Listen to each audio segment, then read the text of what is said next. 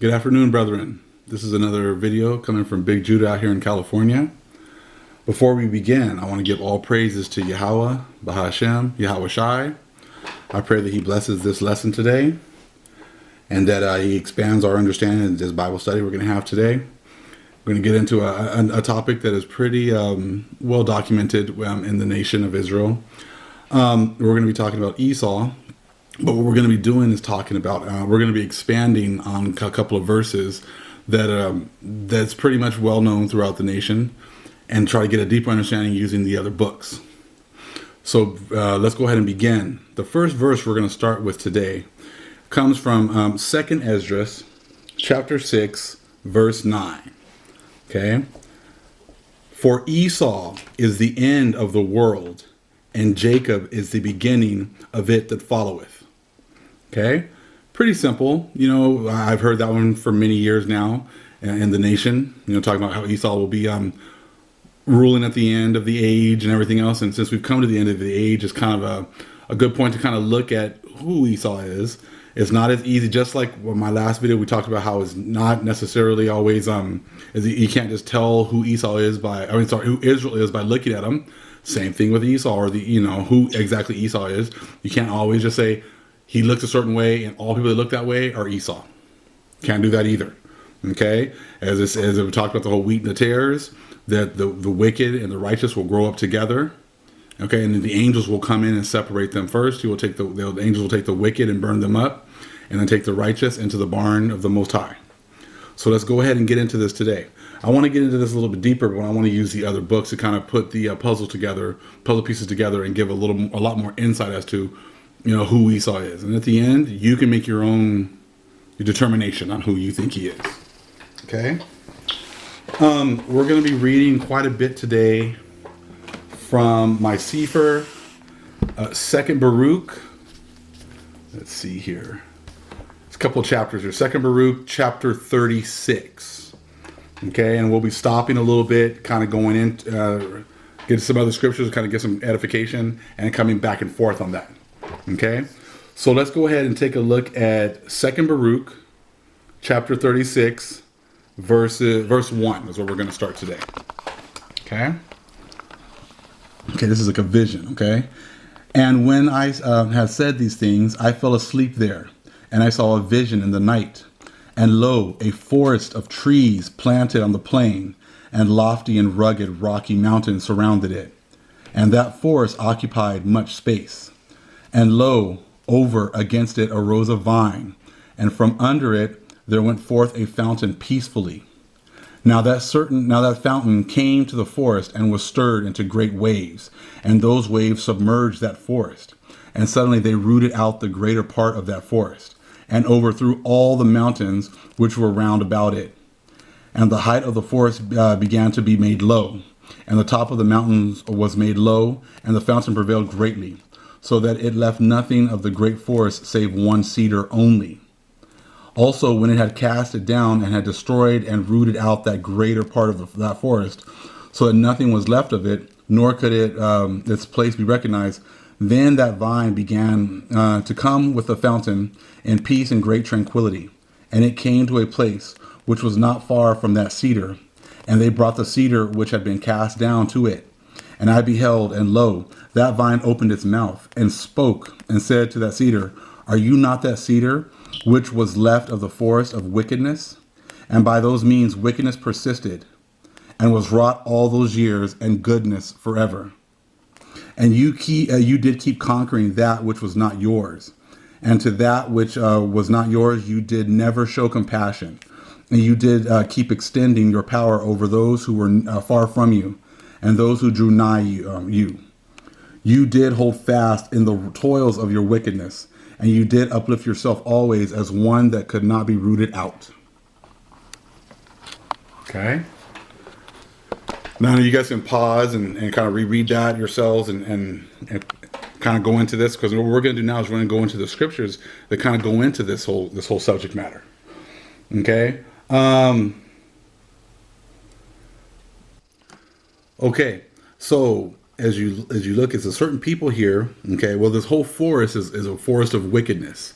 Okay, and this water, this vine ended up destroying this entire forest, but left one cedar only. Okay, and it talks about the attributes, and talks about it in verse 8. And you did keep conquering that which was not yours. And that which was yours, you did never show compassion. Okay, now, if you look in the Bible, everyone was given their inheritance. Okay, that would be a Deuteronomy chapter 32, verse 8. Okay, when the Most High divided to the nations their inheritance, when he separated the sons of Adam, he set the bounds of the people according to the number of the children of Israel. For the Lord's portion is his people. Jacob is the lot of his inheritance. So that was chapters 32, 8, 9. So all the nations received their inheritance, their land. Okay?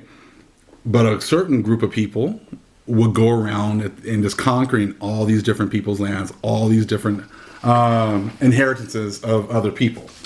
Okay? And that was attribute of the cedar that was left, okay, and not showing compassion, okay. That is the attribute of the cedar, the one who was in charge, the one who was left here at the end. And we're going to get into a couple more things, a couple more scriptures that go along with that. If we go into the book of Enoch, chapter 88, let me find it here real quick. Enoch 88, a couple verses here.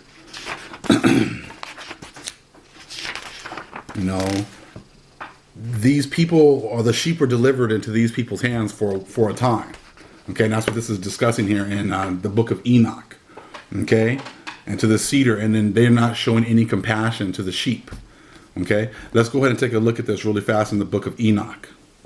Chapter 88, 88, verses 94 through 99. Okay.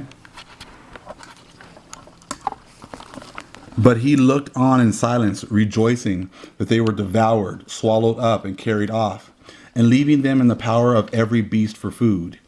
He called also the 70 shepherds, and resigned to them the sheep, that they might overlook them, saying to them and to their associates, every one of you henceforth overlook the sheep, and whatsoever I command you, do. And I will deliver them to you numbered. I will tell you which of them shall be slain. These destroy. And he delivered the sheep to them. Then he called to another and said, understand and watch everything which the shepherds shall do to these sheep, for many more of them shall perish than I have commanded. Okay. Of every excess and slaughter which the shepherds shall commit, there shall be an account, as how many may have perished by my command, and how many they may have destroyed of their own heads.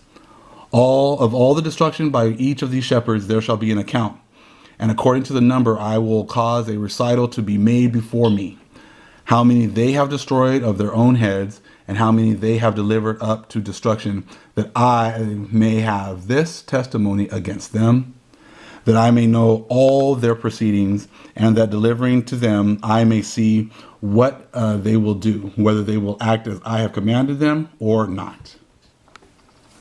Okay?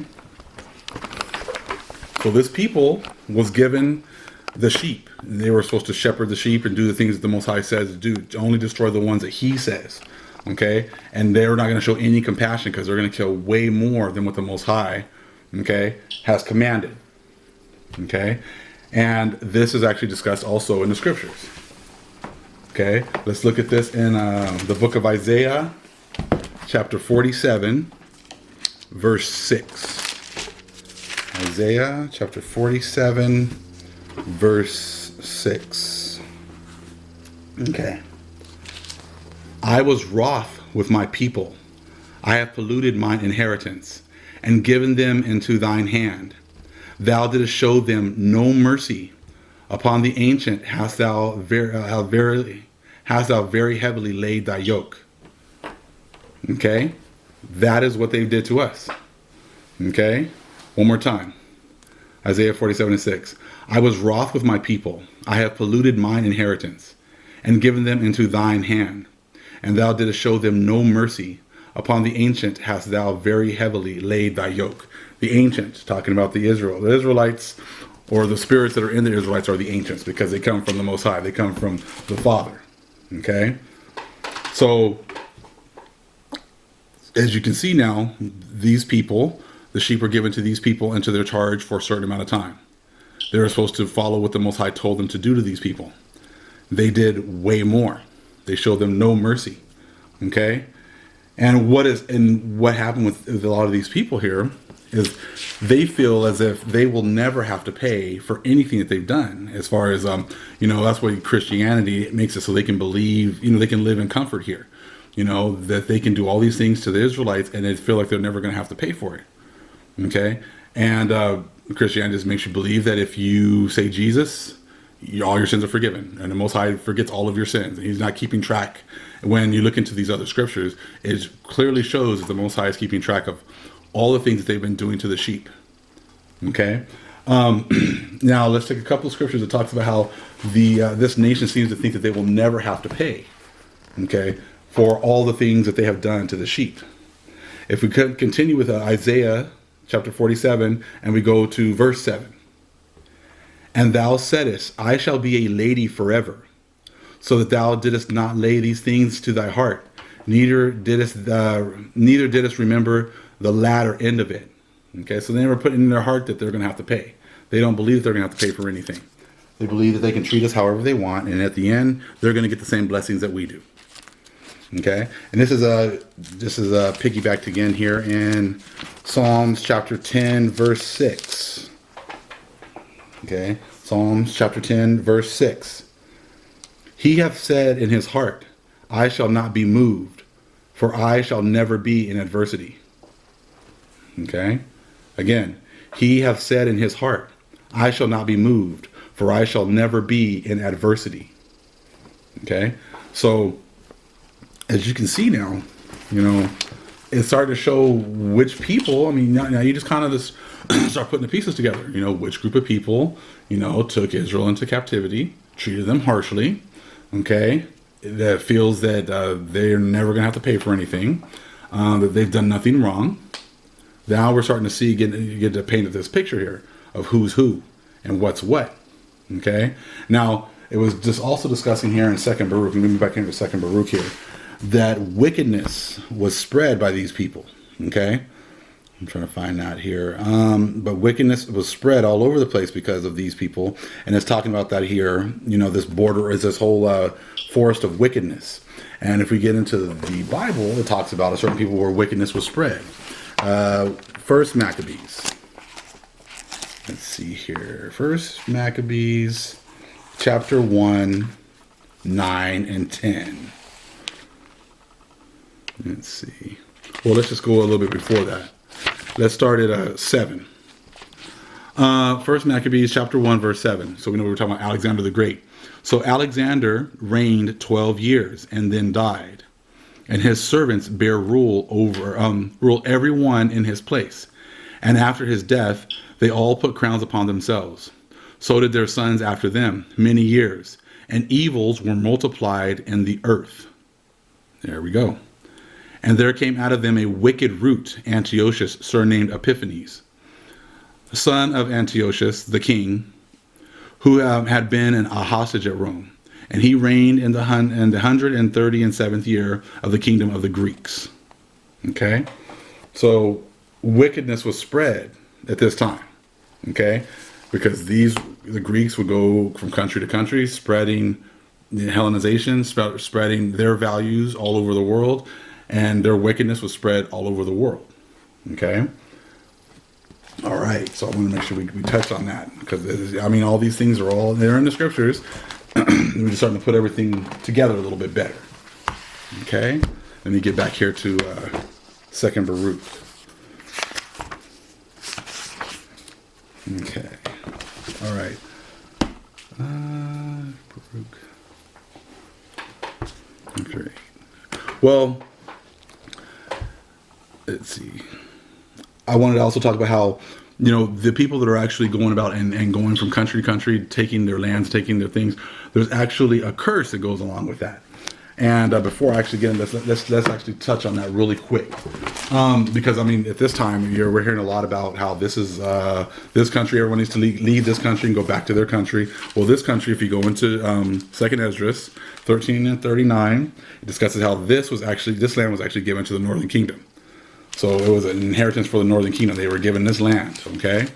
But let's go ahead and take a look here at what the Most High says when you move the landmarks of the people. If the Most High has given them a certain land, what does he, because ultimately what he says is what matters, okay? So we go to Deuteronomy chapter 19, verse 14.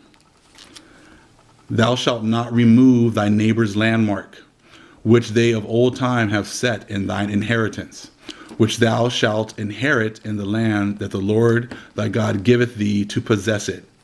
So when the Most High sent the northern kingdom over here, as evidenced by 2nd Esdras 13 and 39, he was given this land as an inheritance. These other nations came in, took it for themselves, and they claimed it as their own. And if you go into Psalms 411, they brought these people to come in and name the lands after themselves. Okay? Now let's go ahead and move into Deuteronomy chapter 27 and 17, what the Most High says about this. When people that do these kinds of things, what is he talking about? What is their punishment? Deuteronomy chapter 27, verse 17. Cursed be he that removeth his neighbor's landmark, and all the people shall say, Amen.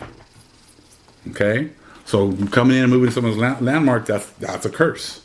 That purposely people do that, that's going to be a curse. Okay? All right, let's go ahead and continue now with 2nd Baruch. Okay? Okay. Let's see. I'm going to go ahead and continue here with 2nd Baruch, chapter 36, verse 9. Okay, we're going to go ahead and start here continue with 2nd Baruch, chapter 36, verse 9. But now your time has sped, and your hour is come. Do also, therefore, depart, O cedar, after the forest, which departed before you, and become dust with it, and let your ashes be mingled together. And now recline in anguish and rest in torment till your last time come, in which you will come again and be tormented still more. Okay, let's go ahead and skip on down here to 38. Okay, and I prayed and said, O Yahweh, my Adonai, you do always enlighten those who are led by understanding. Your Torah is life, and your wisdom is right guidance. Make known to me, therefore, the interpretation of this vision. For you know that my soul has always walked in your Torah, and from my earliest days I departed not from your wisdom. Okay, so we're going to get the interpretation of what was going on here in 36, here in 39. And let's go ahead and start at verse 3. Behold, the days come, and this kingdom will be destroyed, which once destroyed Zion, and it will be subjected to that which comes after. Okay, so that right there is your 2nd Esdras chapter 6, verse 9. It says, behold, the days come, and this kingdom will be destroyed, which once destroyed Zion, and it will be subjected to that which comes after it.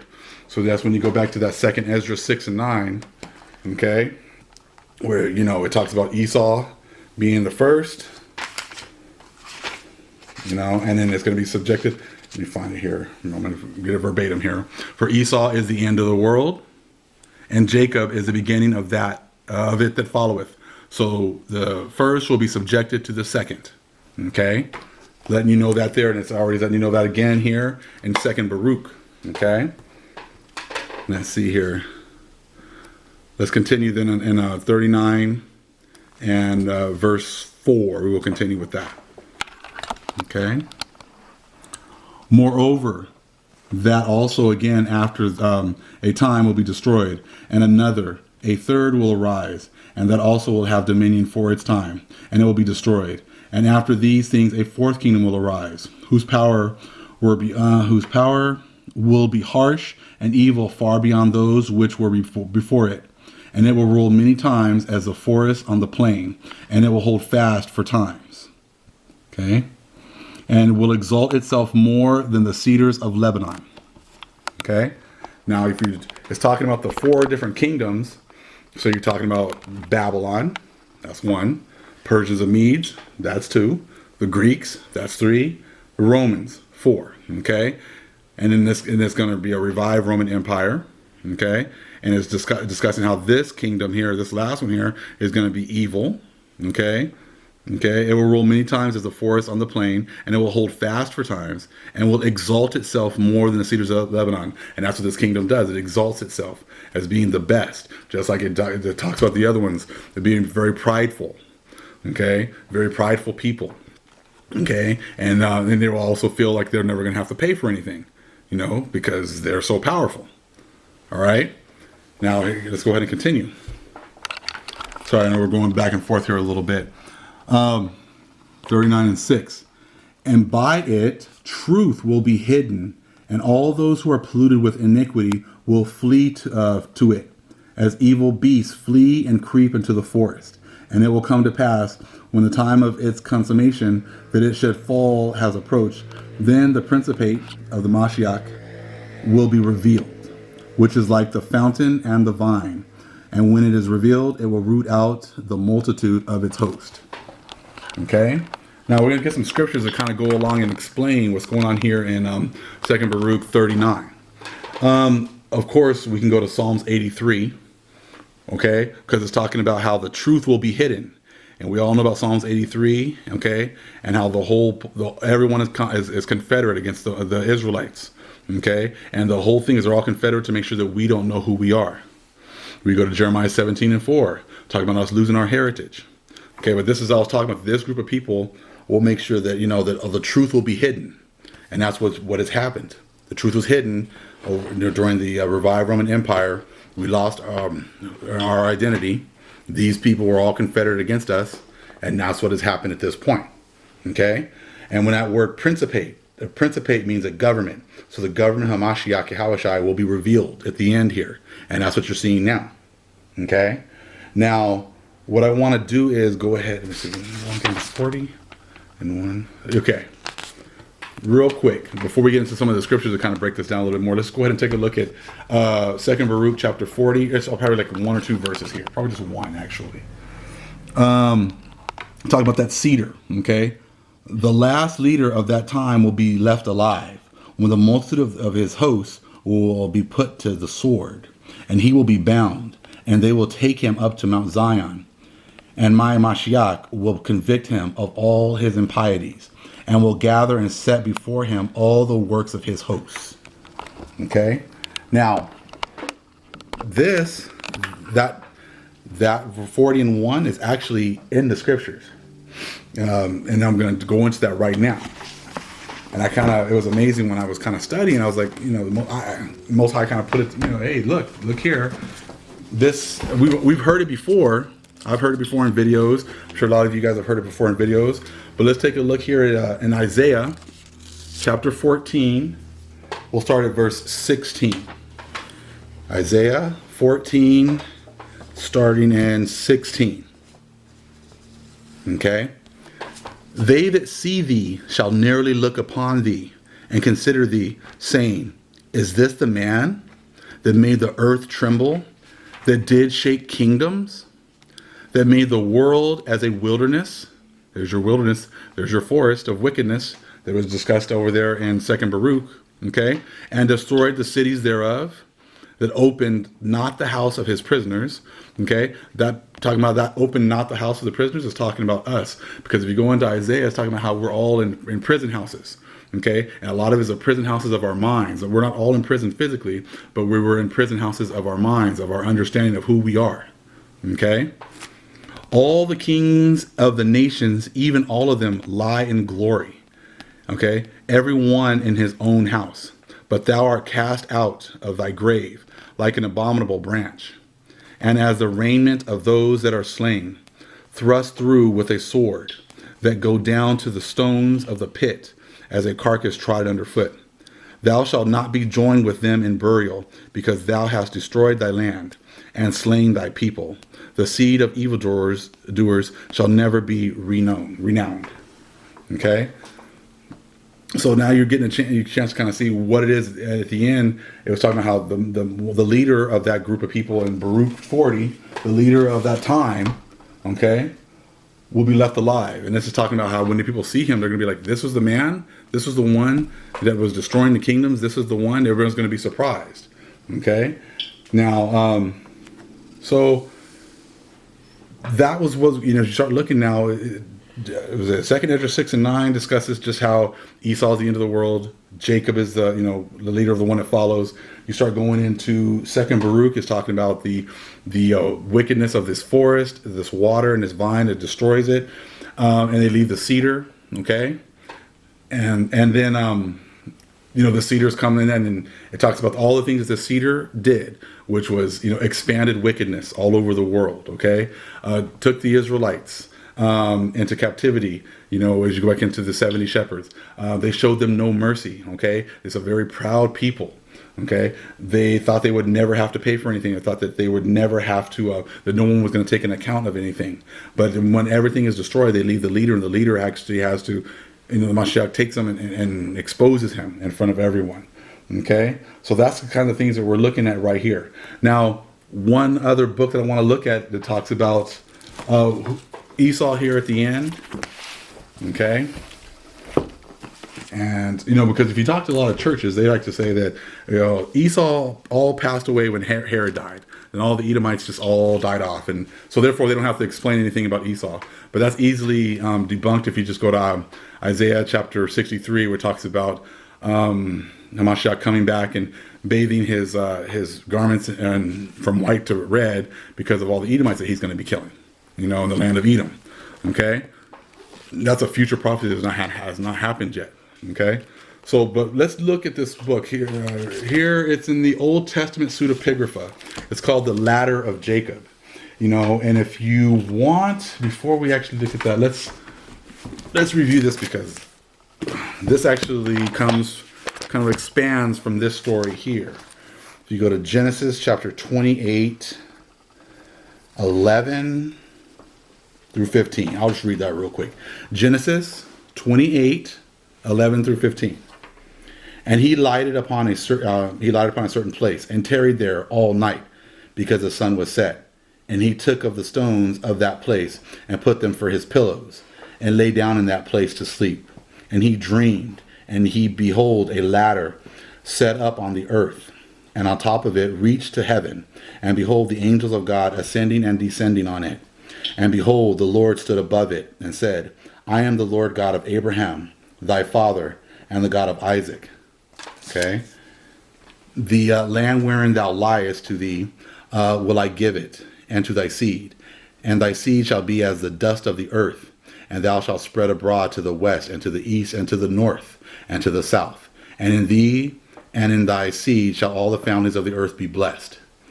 And and behold, I am with thee, and I will keep thee in all places whither thou goest, and will bring thee again into this land, for I will not leave thee until I have done that which I have spoken to thee.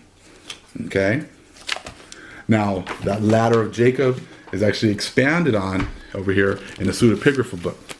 Okay, this is going to be one of the last things we're going to read today. Okay? Let's go ahead and take a look at this and let's see what it says. Okay? It's a future prophecy. Okay? On page 409 here, okay? You have seen a ladder with 12 steps, each step having 2 human faces, which kept changing their appearance. The ladder is this age, and the 12 steps are the periods of this age. But the 24 faces are the kings of the ungodly nations of this age. Under these kings, the children of your children and the generations of your sons will be interrogated. Okay? These will rise up against the iniquity of your grandsons, and this place will be made desolate by the 4 ascents. Through the sins of your grandsons and around the property of your forefathers, a palace will be built, a temple in the name of your God and the God of your fathers. And in the provocations of your children, it will become deserted by the 4 ascents of this age, for you saw that the first 4 busts were striking against the steps, angels ascending and descending, and the busts amid the steps. The Most High will raise up kings from the grandsons of your brother Esau, and they will receive all the nobles of the tribes of the earth, who will have maltreated your seed. And they will be delivered into the hands into his hands, and he will be vexed by them. And he will hold them by force and rule over them. And they will not be able to oppose him until the day when his thought will go out against them to serve idols and to other sacrifices of the dead. Okay? So this is letting you know that your grandsons, Jacob, are going to be given into slavery, into the grandsons of Esau. So therefore, this is slavery is being foretold. And that goes back to Genesis chapter 15, verse 13. And a lot of people will try to say that Genesis 15 and 13 is talking about Egypt, the Egyptian captivity. But if you could link that verse, Genesis 15 and 13, with this, it lets you know who is enslaving who.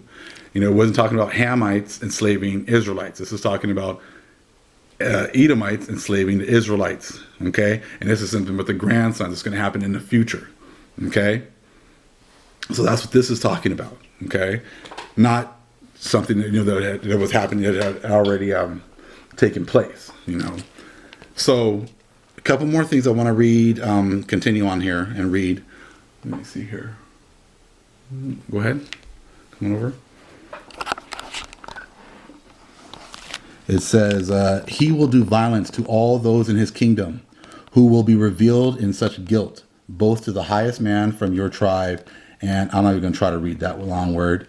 Know, Jacob, that your descendants shall be exiles in a strange land, and they will afflict them with slavery and inflict wounds on them every day. But the Lord will judge the people from whom they slave. Let me continue. And when the king arises, judgment too will come upon that place. Then your seed, Israel, will go out of slavery to the nations who hold them by force. Okay, a little bit more. And they will be free from any rebuke of your enemies. For this king is the head of all revenge and retaliation. That's our power right there. Against those who have done evil to you, Israel, and the end of the age. Okay? So he's going to recompense all the people who've done ill to us at the end of the age. So there's your Esau at the end of the age. It's talking about how Esau is going to be recompensed by our power at the end of the age. And this is the this king is the head of all revenge and retaliation. Much different than what you're taught at the churches about the king, Jesus being all love. This is talking about he's the head of all revenge and retaliation. Okay, and there's something here. It's pretty much letting you know what's going on here. It says, and when the king arises, judgment too will come upon that place. Then your seed, Israel, will go out of slavery to the nations that hold them by force. So discussing how we have been held by force, how we're going to be taken out of slavery. Okay. We don't need to look at just necessarily skin color. We just need to look at actions. Okay. Which group of people goes out and takes over other nations, renames these nations, holds people by force, hides the truth. That lets you know who Esau is. Okay. And I like the fact that we go to these other books. It just gives a more deeper understanding of maybe that one verse in 2nd Ezra 6 and 9. We now get into these other books and it just gives more and more deeper understanding. But let's go ahead and end today's lesson here with a little Zechariah chapter 2, 7 through 9. Zechariah chapter 2, 7 through 9. Deliver thyself, O Zion, that dwellest with the daughter of Babylon. For thus saith the Lord of hosts, after the glory hath he sent me unto the nations, which spoiled you. For he that toucheth you, toucheth the apple of his eye. For behold, I will shake mine hand upon them, and they shall be a spoil to their servants.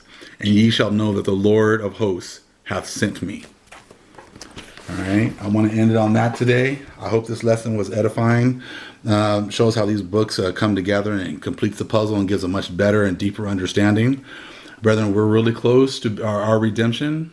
As we can see, all these things are just, everything is just stacking up and picking up.